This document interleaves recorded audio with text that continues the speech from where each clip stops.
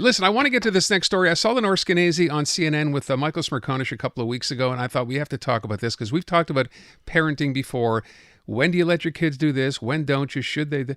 Well, Lenore Skenazy basically got labeled the world's worst, the world's worst mom for letting her 9-year-old son ride the subway in New York City all alone. She's on the line right now. Lenore, thanks for the time this afternoon.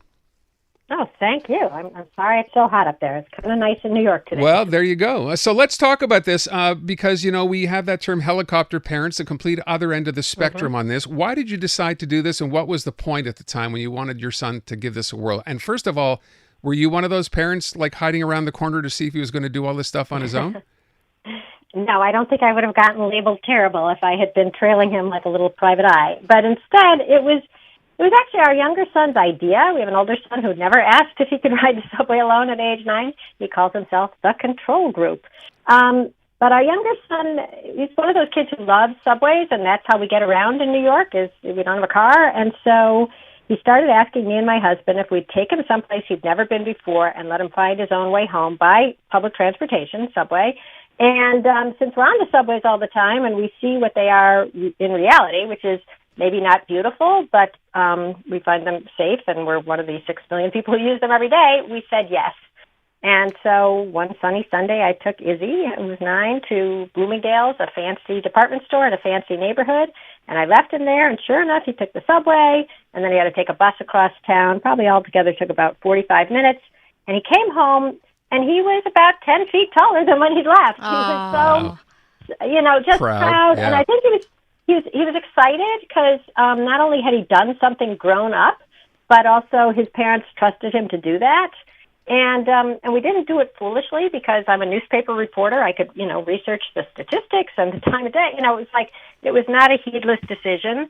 And I think for our whole family, it was just a good one. It was just a new stage of life that he was now ready for. And so then you write about it. You tell this story, and then the backlash. What do you make of that? Well, it's 15 years later, so I've sort of made a movement out of it, beyond all these talk shows. And what was interesting is that at some point, whoever was interviewing me would start getting very, very serious and say, okay, it's nice. And sometimes I was actually on the show with my son, and they'd smile at him and they'd tousle his curly hair. But then they'd say, but how would you have felt if he never came home, Lenore? Oh, that's unfair. And what was interesting is that I didn't have a response. and it took me years, literally years, to figure out why I couldn't. Remember that? I have that other son. I have a spare son at home. I didn't have a good response because I finally realized it wasn't a question. Obviously, they know how I'd feel if he hadn't come home. But really what they were trying to do is tell me that was my crime. My crime was shame you. Mm-hmm. was being trusting my son and my city and my parenting and the New York City subways. You're just not allowed to trust your children out of your sight lines anymore. And I do. And that's what I've been trying to raise my kids so that they would be, capable and confident and not heedless. But when your kids start saying that they're ready to do something, especially if it's something you did at their age, whether it's, walking to school, riding your bike, getting a skateboard, going to the park, we really have to listen to them, because I was just reading a book that's about to be written by my mentor and guru, John Haidt. He wrote The Coddling of the American Mind. And I'm probably giving this away too early, but he says, if we want our children to become adults who operate primarily in discover mode, which is instead of being defensive and terrified all the time, we're harming them when we over-supervise them. And so I feel like we live in a culture that has told us to never trust our kids, to never be ready to let them go, and that anytime we take our eyes off them, they're in danger and we're negligent. And these are false premises being foisted upon us.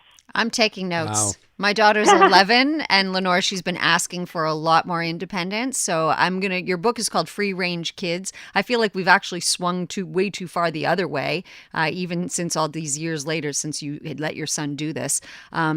What's your message to parents who feel that temptation? They want to be free range, but they're still stuck being a little bit helicopter. Well, first of all, I'm part helicopter on my mom's side, so I totally get it.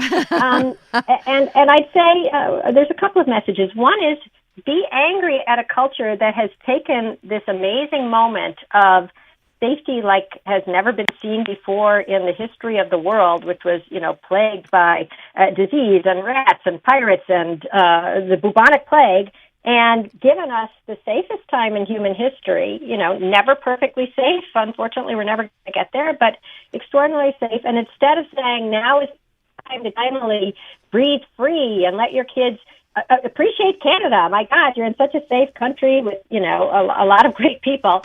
It's telling you to be scared all the time, be with them. If you're a mom, it's saying don't pay any attention to, your career or getting ahead in anything else or your interests. You must be with your children all the time. So be a little skeptical of a culture that is telling you to not appreciate, not be grateful, but instead to treat it as if you're living in the end times. Great advice. And then I'd say, also, if you want to let your kids have more freedom and they want to, do it with some other people, because it's so much easier if a couple of kids go to the park together or go for ice cream together. They'll like it and so will you. Lenore, we're out of time. I thank you so much. It's really eye-opening. The stuff. book is called Free Range Kids, How Parents and Teachers Can Let Go and Let Grow. Lenore Skenazy. Lenore, thanks so much. Thank you, guys. Good luck this summer.